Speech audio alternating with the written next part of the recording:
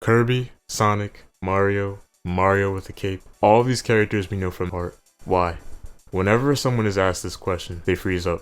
They don't know what to say. Most of the answers are simple, because I like them. Why do you like them? What is it about them that makes you like them? Believe it or not, there's a science behind it. There is a reason why you like Kirby so much. There's a reason why Mario is the most captivating video game mascot of all time. Game studios spend a decent amount of money picking apart and figuring out how to make their mascots more likable. And there's a good reason too. Profitability. Not only does having a good mascot boost your game sales, it also allows for trilogies, merchandise, and advertisements. What separates retro video game mascots from mascots of today? What made people like mascots from the 90s? Why haven't we seen a mascot be as popular as a mascot from that time period? What's stopping us? Let's look at someone most of us look up to.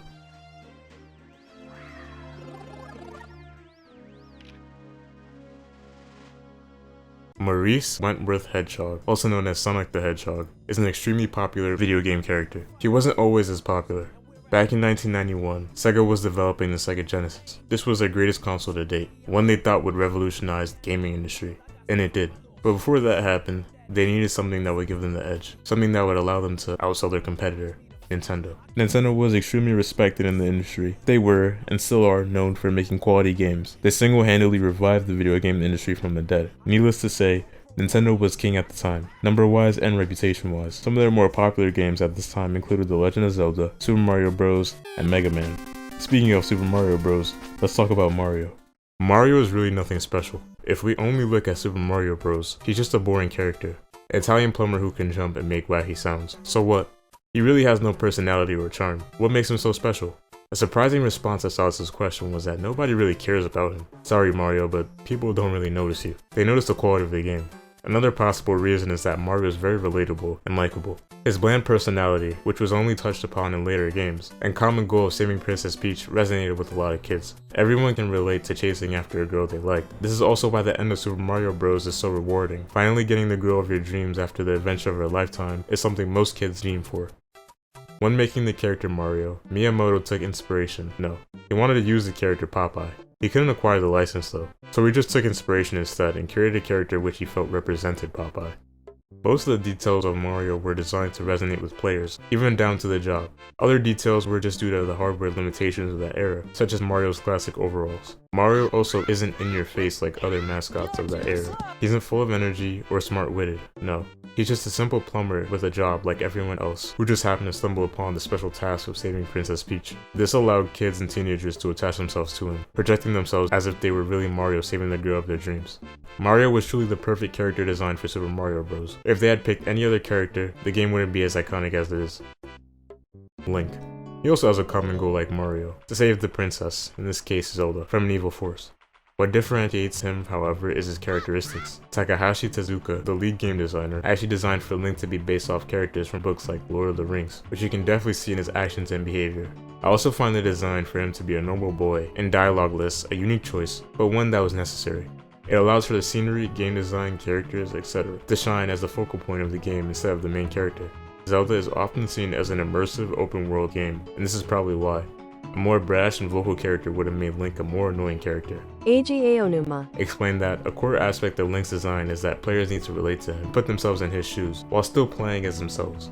Link is silent to allow the player to interpret how we sound, make decisions for the character, and become the hero. Let's look into another character, and the final classic Nintendo video game character, and one of my personal favorite characters, Kirby. Kirby is a pink sphere with cute eyes that swallows enemies, and when he does he can take on their abilities. A pretty simple design, but easily understandable. Originally, Kirby was a simple placeholder for the game, but the character stuck with Masahiro Sakurai. Yes, that's Sakurai. When making Kirby, Sakurai stated that he wanted to create a cute main character who everyone will love. Kirby's color palette was also designed with this goal in mind. His cute, pink, attractive colors are easy on the eyes, and appeal to children. What I find unique about Kirby is his unrelatability.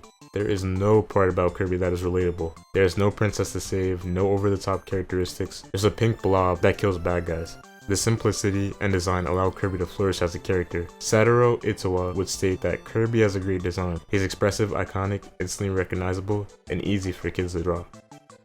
After seeing the success of Nintendo's mascots, they wanted their own that could represent them. However, they couldn't just take another trope from Nintendo's book. They needed something unique, something that would set them apart, something that would rival Nintendo.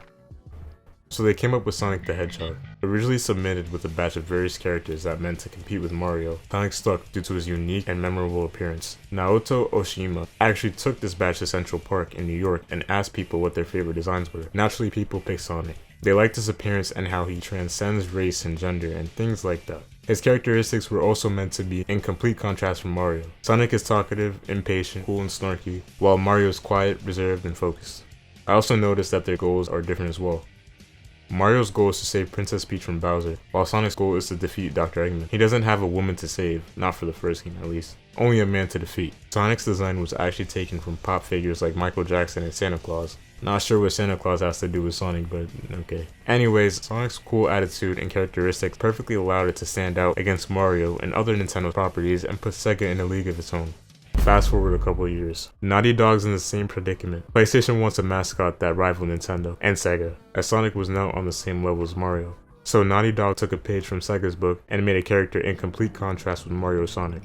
They came up with Crash Bandicoot. Codenamed Sonic's Ass Game, Crash Bandicoot set out to take the video game industry by storm. Crash Bandicoot can only be described as insane and batshit crazy, which was intentional. They wanted him to be as cool as possible, avoiding any dorky names, characteristics, or abilities. Like, for example, he was originally going to be named Willy the Wombat, but that sucks, so they scrapped that. You have to remember at this point that most video game tropes were played out. Everybody was tired of the same old, mute, silent character type that has to save the world. People wanted something new, something fresh. That's why when Crash Bandicoot was published, he instantly became popular. People liked his over-the-top facial expressions and coolness. He also out-cooled Sonic by a mile.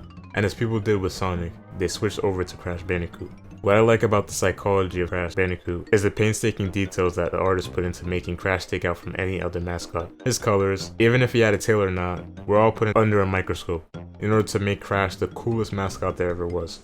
For example, his distinct orange fur was chosen through a tedious process of elimination to decide which color would be the best for a cool mascot. What made other mascots of the time not stand out and remain irrelevant? What makes mascots of today not stand out and remain irrelevant? A possible explanation for this is the overuse of tropes. Mascots being mute, brave, and determined get old after a while. There's not much tropes to use because most of them were taken. Another possible explanation is that people don't put thought or psychology into their mascots anymore. They don't make mascots anymore. When making a game, the thought of devoting time to such a minuscule game like a mascot seems irrelevant. There's no point in making a mascot when every idea has been taken. Or so that's what people seem to believe.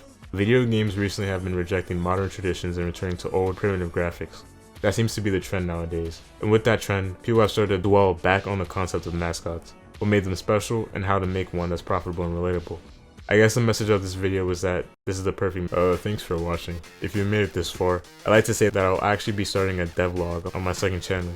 So if you're interested in stuff like that and want to see the game I'm working on, then go check it out. But other than that, subscribe I guess, and I'll see you all later. Bye.